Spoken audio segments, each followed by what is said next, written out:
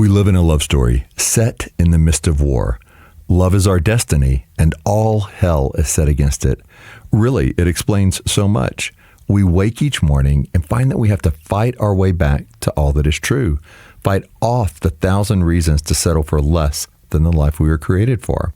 Our bodies awaken, but then our hearts and souls must awaken too, so that we might play our part in the grand affair. I'm Alan Arnold, and you're listening to the Ransomed Heart Podcast. This is the 6th and final session in our series titled Love and War. It's based on the book by John and Stasi, and today they talk about really how marriage is based on 1,000 little choices. Not just epic big choices, but the everyday choices. They talk about healing, and they talk about forgiveness. This is from chapter 12 of the book, titled Learning to Love. Be imitators of God and live a life of love. St. Paul. Some marriages make it, and some marriages don't. The odds are still running about 50-50. The chances in favor of a happy marriage are even more slim because, as you well know, simply the fact that a marriage has not fallen apart does not necessarily mean its members are thriving. Anybody can fake it for the Christmas photo. Many marriages survive by settling into soul-killing numbness, by using the distraction of busyness, as in raising children, or by tacitly agreeing to live separate lives while sharing the same roof. When rated on the marital bliss scale of 1 to 10, the majority of still intact marriages hover around a 3, getting by. Some marriages carry on as violent, damaging maelstroms. But there are couples who find their way to something beautiful, truly beautiful. We pray that you will be among them. And we believe that if you will embrace the help offered here and stick with it for more than a couple of weeks, more than you stick with your diets, exercise, or savings plans, you have a much higher chance of joining those who have found their way to a beautiful and powerful marriage. But there is no guarantee, of course. You know that as well. So why bother? Why risk it? Why throw yourself wholeheartedly into such a dangerous, costly, and uncertain enterprise? Measure your answer carefully. Because I know that he or she will change is not a good answer. For you don't know that. If this is your reason, you will forever take your cues from how your spouse is doing. You will become manipulative and demanding. You will lose heart.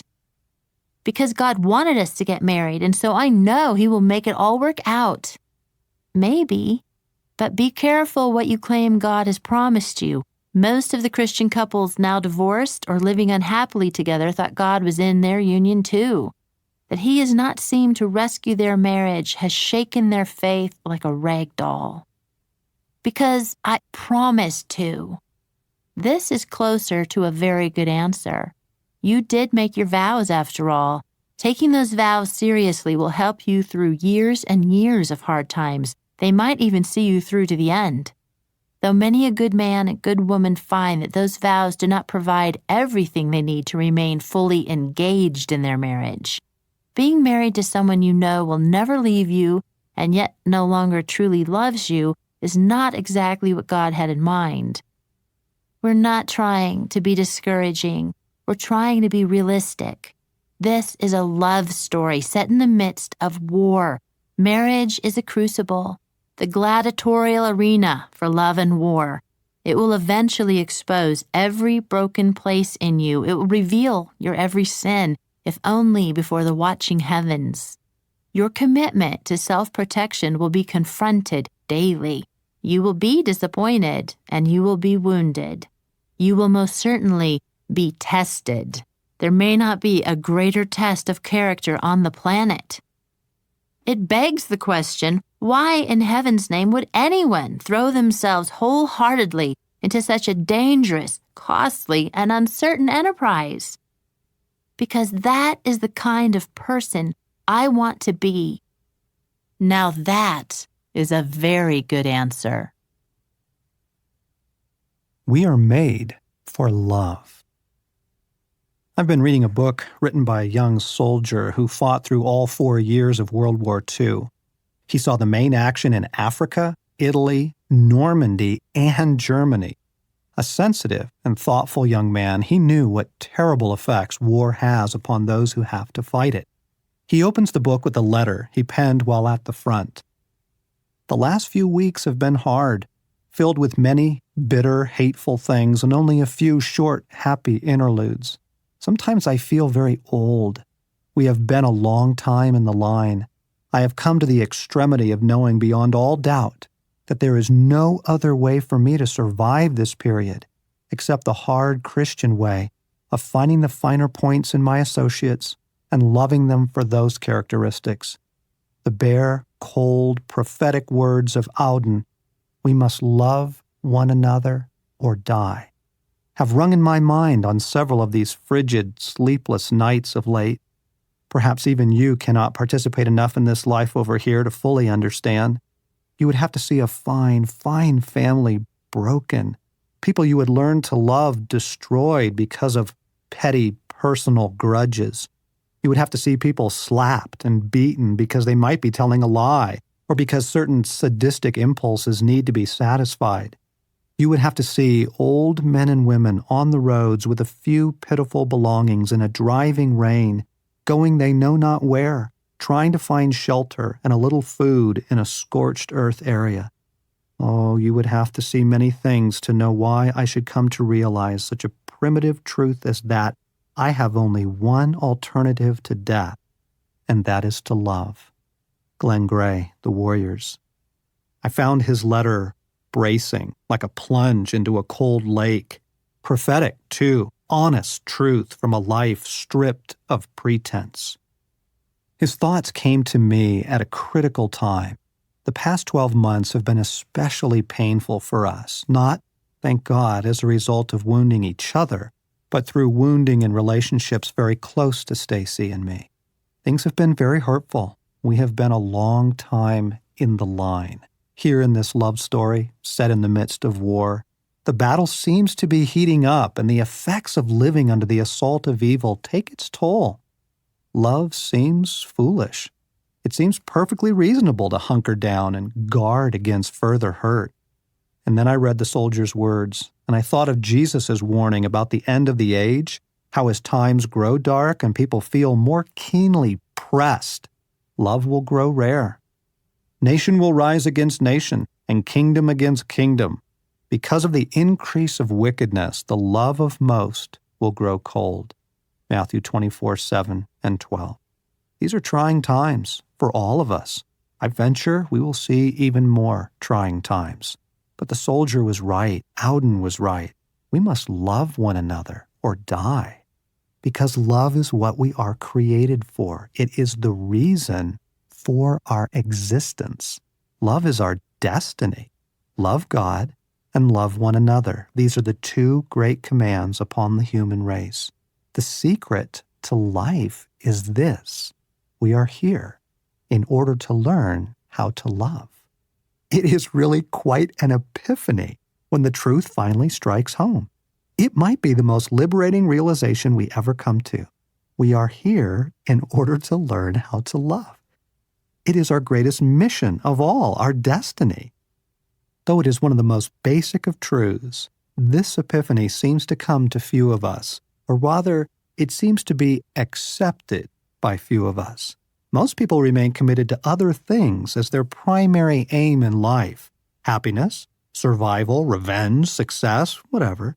When a soul comes to accept the fact that they are here to learn how to love, that the course they have been enrolled in is Learning to Love 101, it is as if the sun has just dawned for the first time in their life.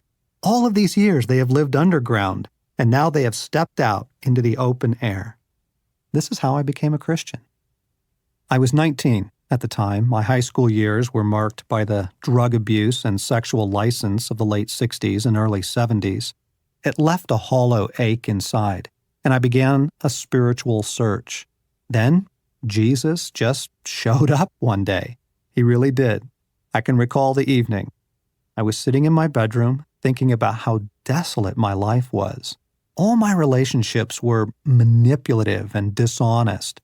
There was nothing true about them. My epiphany was simply this. I saw with utter clarity that I was not a loving person. I saw myself clearly, and what I saw was brutish, selfish, almost subhuman. I did not like what I was becoming. To be unloving is to fail at the very thing we were created for. It is a rejection of the essence of our existence, a rejection of the love that made us. As George MacDonald confessed, I am a beast until I love as God doth love. And so I turned to God that night, turned to Him both for forgiveness and for healing. I asked Jesus to heal my life and help me become a loving man. That is how I became a disciple. I enrolled in His school of loving. I think you can fairly easily sort out the people who have come to this epiphany from those who have not. There's something different about their approach to life, what upsets them, what makes them laugh, and especially the way they handle people. These folks may not have named it, but a shift has taken place. It nearly always comes through a painful disruption of some sort. They discover that their style of relating is an absolute disaster. They might have lost someone dear to them. Sometimes it comes with illness, the shock that their days really are numbered, and what will they live for now? The epiphany might arrive, as in my case, through a revelation of our own utter selfishness. It most often comes through some kind of encounter with God. He lives to love, and if you hang around Jesus long enough, it rubs off on you. However it may be delivered, the epiphany is the realization that life comes down to this above all else. We are here to love. This is the great shift, the most fundamental realignment of our heart's ambitions. It strikes at the very core of sin in us. It is not a dismal thing at all. Those who have made the shift are among the world's most joyful people. They are truly free. I think of friends who have decided not to marry, and of those who are married but have decided not to have children. They are fundamentally selfish. There's just no other description for it. It isn't rocket science. They figured out that life is easier when fewer people depend on you. I think about marriages we know and the couples that aren't doing so well. Both parties seem truly stunned. It's more than a disappointment. They seem completely taken by surprise. Their reaction betrays what they believe the story is all about. I'm not happy. You're not making me happy. When you do that, you make me unhappy. In fact, you are making me miserable. Now, we both understand the legitimate disappointments and the very, very deep sorrow to be unhappy in your marriage. It is worse than being unhappy almost anywhere else in the world, even in prison or stranded on a desert island, because there you have some hope of release or rescue. You hope for a way out. But in marriage, there is no way out but forward. As Mike Mason wrote in The Mystery of Marriage, when the prison door of love clangs shut, the only thing to do is to become more in love than ever. There is just no other way to get out of it. But still, the basic complaint reveals a fundamental flaw. You married in order to be happy, didn't you? That is how God got you into it. Then He uses marriage to realign you to His purposes. Oh, there is happiness. Gallons of it. I am embarrassed by how much happiness we've known. It's simply that the happiness awaits your realignment to the purposes of God. No matter what you are told ahead of time about marriage, it does not matter one bit until you are in it, until you have lived within marriage for some time, and then you begin to understand. It's sort of like trying every key on a large ring of keys to see which one will open the door to life. The one labeled, "My spouse will make me happy," doesn't seem to work. The pretty one called, "Happy Little Home," doesn't work either. The gnarled one named, "Protect Yourself," doesn't fit. Well, I'll be doggone. There is only one key here that opens the door, and it's this one. I am here to learn how to love. It's the last key Most of us try. But it opens the door all right, and then we can get on with actually living our lives. 1,000 little choices. Don't you wish life had a soundtrack? It would be so helpful if some Alfred Hitchcock, Freddy Krueger, creepy theme song began to play as I step into my house. I would be so much more ready to believe that spiritual warfare was real. If suddenly Josh Groban began singing in the background, I would know that romance was coming. If I tuned into a tense, throbbing, Born Identity type theme song, I would know something dangerous was taking place. If it was time for me to be brave, I would pick up my cue with panache if the theme song to Gladiator began to play. Wouldn't it help you to realize that you really do live in an epic if your life had a soundtrack? Instead, all I hear right now is my neighbor's snowblower. It just doesn't have the same effect. I think we all look for love to come in dramatic ways. We know love is powerful and beautiful. How come it doesn't feel like it? Love plays itself out in what seems like such unremarkable ways. You pick up your socks. You ignore her snarky comment. You put the toilet seat down. But this is exactly what makes it epic. The fact that love plays itself out in 1,000 little choices, unseen and without supporting soundtrack. That's what makes it so beautiful. A few years ago, John's parents reached their 50th wedding anniversary. To celebrate, we took them to Mexico for 5 days. The house we shared sat atop a hill overlooking the Sea of Cortez. Lounge chairs, hammocks, the sound of waves. It was gorgeous. But I'll tell you my favorite moment, the most beautiful sight that I was privileged to take in.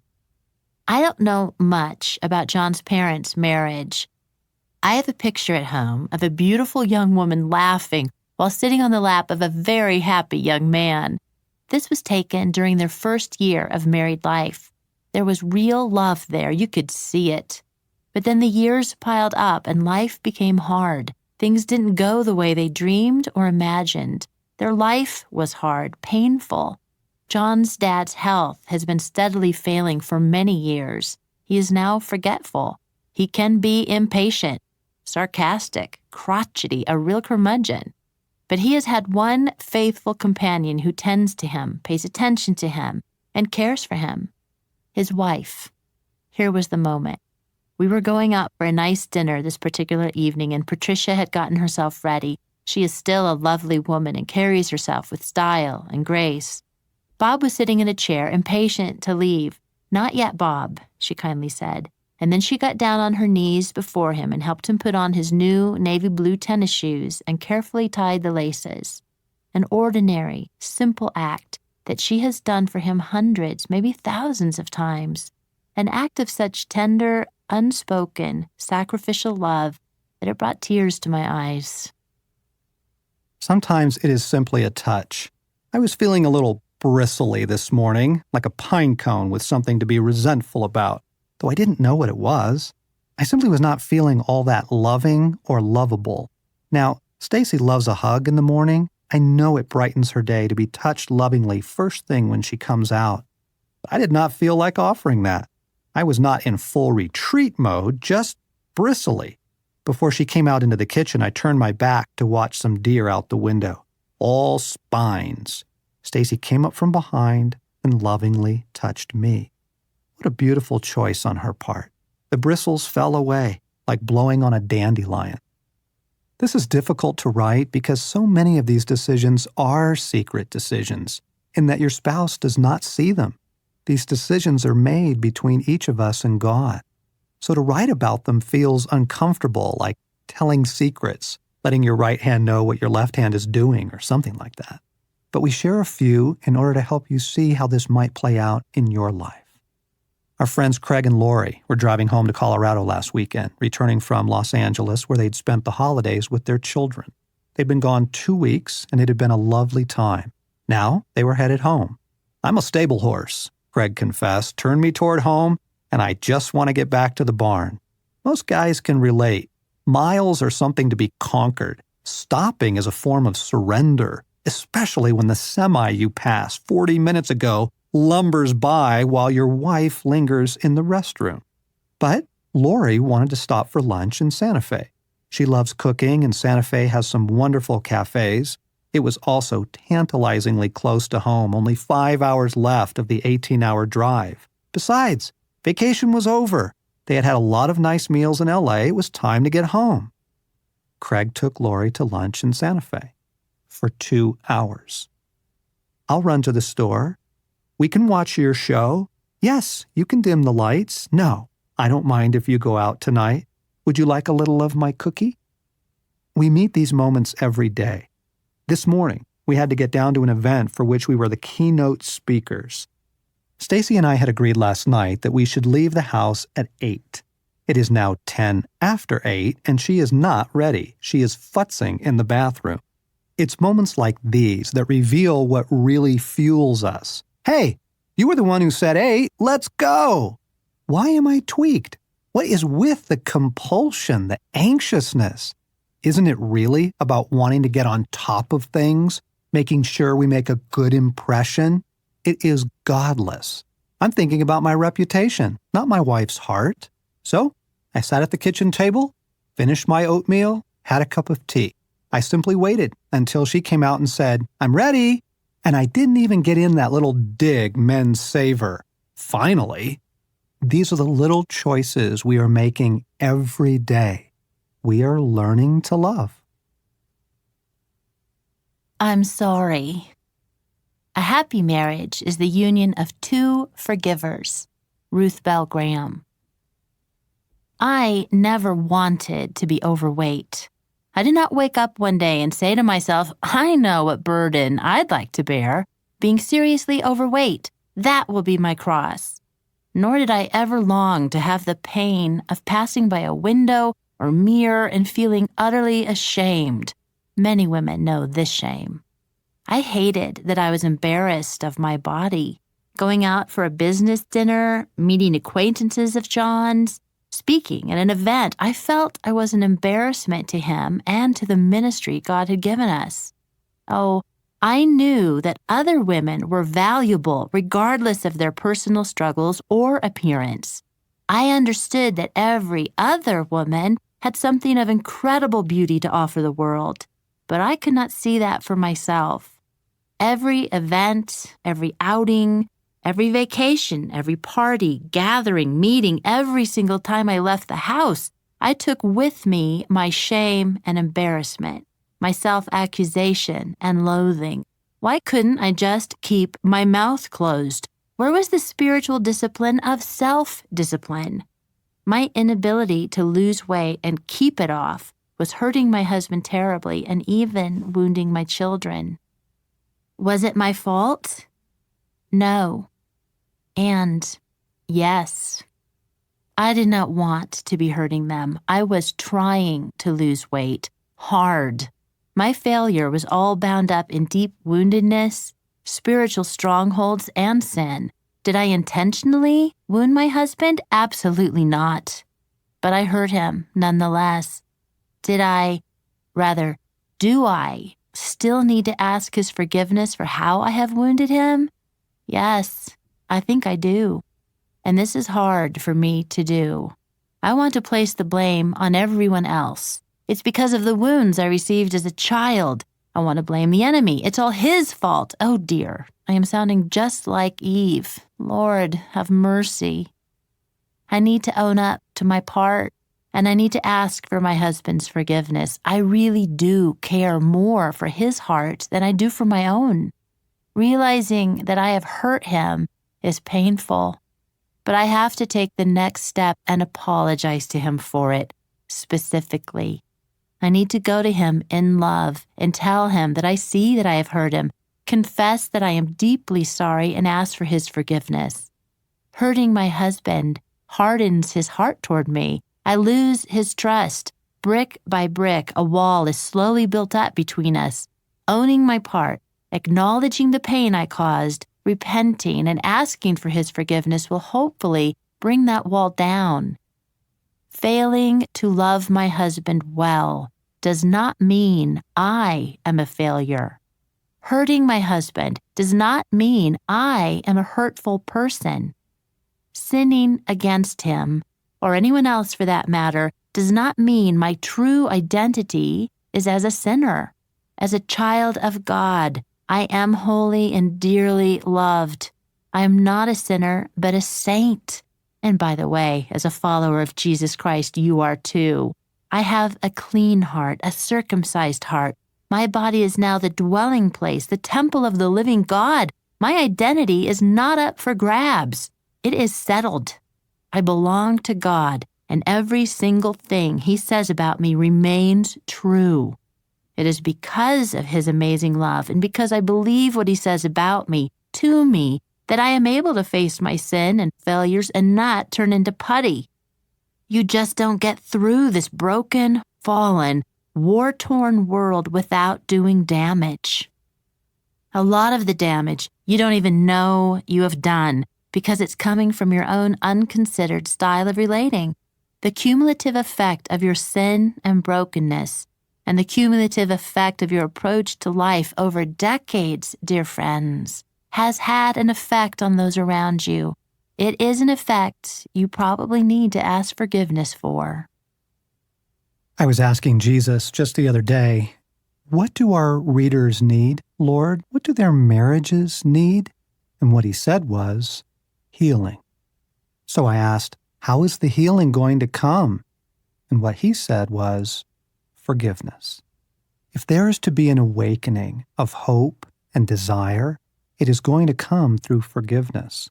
If there are some new frontiers in your relationship where you can talk about difficult things, handle conflicts differently, or approach sex differently, it is going to come through forgiveness. We have done a lot of damage over the years, all of us. It will be the dawning of a new day and a very healing moment as we begin to ask forgiveness of one another. Simply sit down together and say, I know what I need to ask forgiveness for, if you do, or simply to ask, what's it like to live with me? What has been the effect of my style of relating on you over the years? Has it caused you to lose hope in certain areas of our life?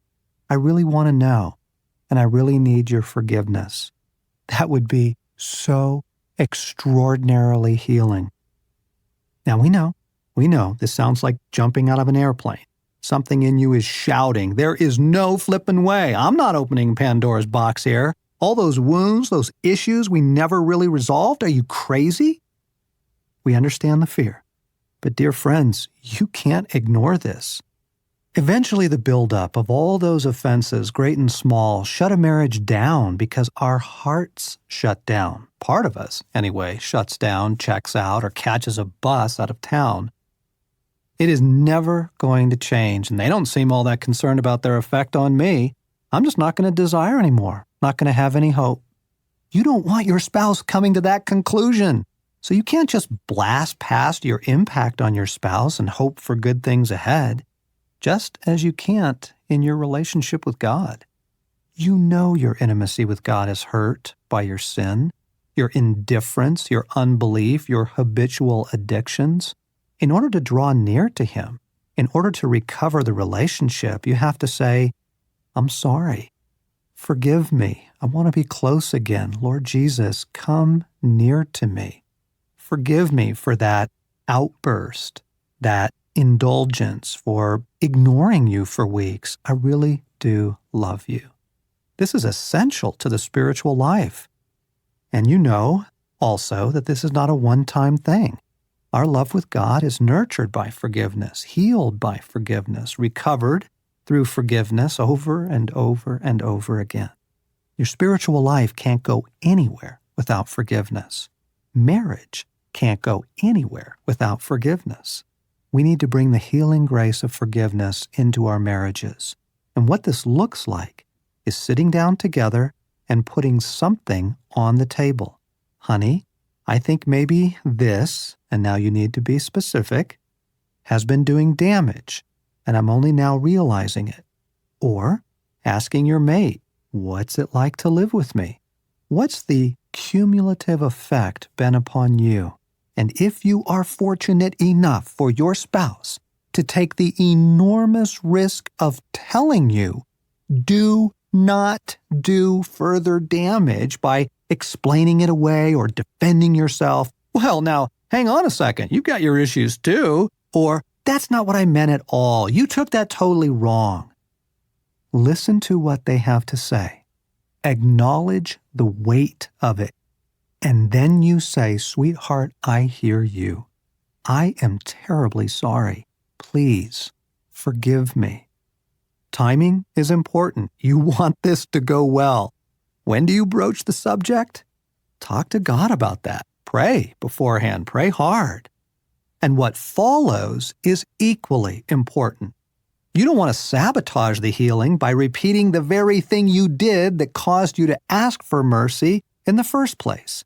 Your spouse needs to see real change. They need to see some conscious effort on your part, or the enemy will be there in a flash with all the old agreements. You see? Things will never change. Forget it. It's not worth it. Calm down. Take a deep breath. We know this sounds like a root canal without Novocaine, but God is with you. You are loved. You are forgiven. You are secure. You just have a little making up to do. The ultimate reason. I'm sitting here writing this last chapter, blending Stacy's words with mine 2 days before our deadline. Suddenly, I'm aware, once again, that loving cuts right across the grain of my life. I don't want to go ask forgiveness. I just want to get on with my day. We have reached a peace accord. Wouldn't it be better to simply let sleeping dogs lie? It certainly would be easier, and easy looks really attractive. The coward in me is having a fit. Once again, I am so keenly aware that the way of love is going to require a different way of life for me. Man, this is costly and dangerous. I hear the call, take up your cross, coming to me from over the hills, as if from a distant land, another kingdom, another choice to die to my self-protection, my self-centeredness, my way. And so I find myself wrestling with the question we raised earlier. Why in heaven's name would anyone throw themselves wholeheartedly into such a dangerous, costly, and uncertain enterprise? For wholehearted is the only way to live, and the only way love is really going to work. I do know that. My answer has changed over the years. Yes, this is the man I want to be. That is part of it. The integrity of living well is so restoring, so deeply satisfying to the soul, it is almost addicting. Yes, I take my vows seriously, even though I had no idea what I was saying when I first took them. But there is something deeper that calls to me, something richer I have tasted, which compels me to let go of the life I keep rebuilding in order to learn how to love. I want God. Can you name a better reason? There is simply no other fountain of life. There is no other waterfall of joy. God is the happiness we seek. This is what the scriptures are trying to get across to us. Everyone who has known God and has written about it down through the ages agrees. But it is a truth you pay dearly to finally possess for yourself. There is no other happiness than God, wrote Pascal, and ourselves united to him. But boy, oh boy, is there happiness once you have God. David tasted friendship with God after trying everything else and came to the conclusion that your love is better than life. Psalm 63:3. Better even than life. Meaning, I would give up my life in a heartbeat in exchange for the love of God. Most people hear words like this, and they are not quite sure what to make of them. It's a difficult thing to identify with if you haven't tasted for yourself how utterly good God is. It's like friends telling you about their trip to Switzerland or Kauai. The more impassioned they get, the less it seems to help. All they can do is show you a few photos and urge you, you really ought to go there and see for yourself. The Christian life is like the Chapel of San Vitale in Ravenna. On the outside, the place is not that impressive. It could pass for a library. but inside it is absolutely breathtaking. Byzantine mosaics cover the walls. Vaulted ceilings are inlaid with gold. Arches upon arches, engraved marble floors. It is like stepping into another world, a fairy tale. They built it with the carpenter from Nazareth in mind. On the outside, he's not exactly your American Idol, but inside, he is the most engaging person you will ever meet. He will take your breath away. I know this to be true, and I want more of him. Now, to find God, I have to look where God is. This might help folks who report that God seems distant, or, as a friend recently commented with a touch of cynicism, he doesn't seem to come around much. If I want to find a hawk, I look up in the sky, near the mountains where the thermals create an updraft. If I want to find our dog, I simply have to find Stasi. He is usually curled up at her feet. Those who want to find God must look where he lives, must live in the same manner, for the same things, for the same reasons. God is love. Whoever lives in love lives in God, and God in him. 1 John 4:16. Every time we choose to love, we take a step closer to God. It is like he is right there. Every time we choose something else, we take a step away. I want God, so I choose love. Now don't get me wrong, I love Stasi more than ever. Sometimes it scares me how much I love her because my heart feels so utterly out there, so entirely vulnerable. You step out that far and you know you are opening yourself up for hurt. Love anything, C.S. Lewis says, and your heart will be wrung and possibly broken. Possibly being an understatement. And then we read the scriptures telling us to love one another as God loved us. And if you hadn't made the connection yet, that trail leads to a crown of thorns. Oh, it does not come easy. Falling in love is how God gives us a push in the right direction. But then we have to choose. And we are going to need a very compelling reason to lay down our lives day after day, year after year, to make those 1,000 little choices for the 1,001th little time. Something needs to compel us. What could be more compelling than this? When we abandon ourselves to love, we find ourselves closer to the one who is always doing that himself. We find God. And then we discover a great surprise. One of the mysteries of life runs like this. You do not find health by making health your aim, nor do you find happiness by making happiness your aim, nor does joy come to you because you go out looking for joy. You find all of those things only if you make something else your aim.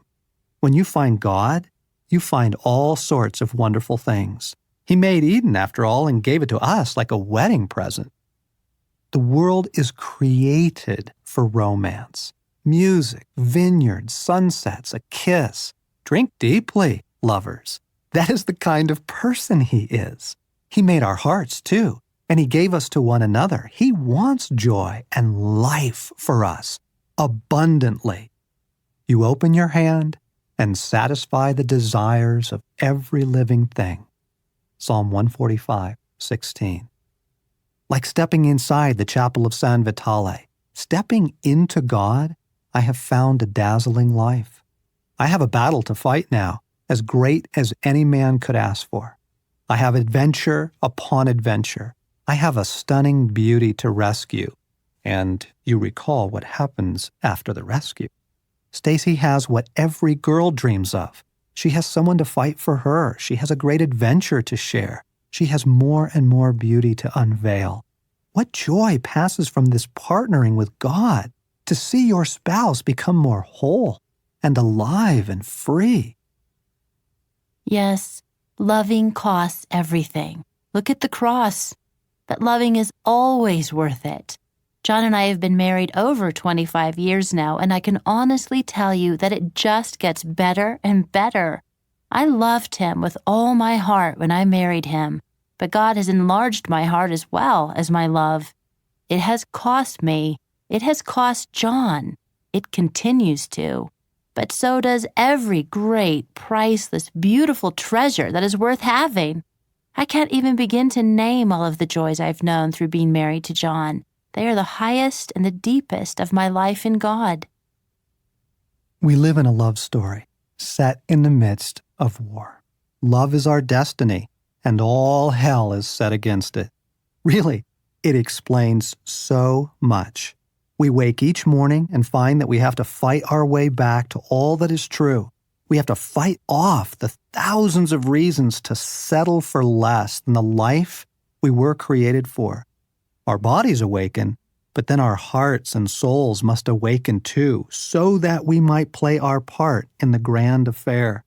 And God has made our hearts in such a way that nothing awakens us quite like some great mission which is ours alone to fulfill.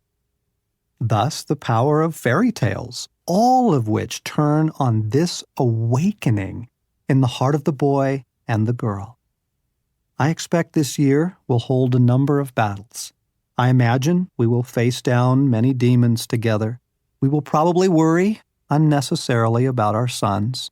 Despite our best intentions, I'll leave my clothes piled on the floor, and Stasi will tell me where to turn. I'm also looking forward to all the joys that lie ahead. We laugh a lot these days. I'm hoping that we make it back to the Tetons, and maybe even get to Italy. That brings us to the conclusion of the Love and War podcast series, but not the end of what's available for you. In this series, we've only gone through half the chapters from the book. So I encourage you, dive deeper. Get the book or the book on audio and listen to the entire message. Then set a few evenings aside to talk about it with your spouse. You can also go through the Love and War DVD series. It's ideal for group use. So get a few couples together and go through that, talk about it, spend time in the message. If you're a member of the Ransomed Heart Tribe, that series is available as a digital download at no additional cost. And you can also give Love and War to couples whose marriages you want to encourage, perhaps even rescue. There is so much more, so stay in this. We invite you to come back next week to the Ransomed Heart Podcast when we start a brand new series. I'm Alan Arnold, and you've been listening to the Ransomed Heart Podcast.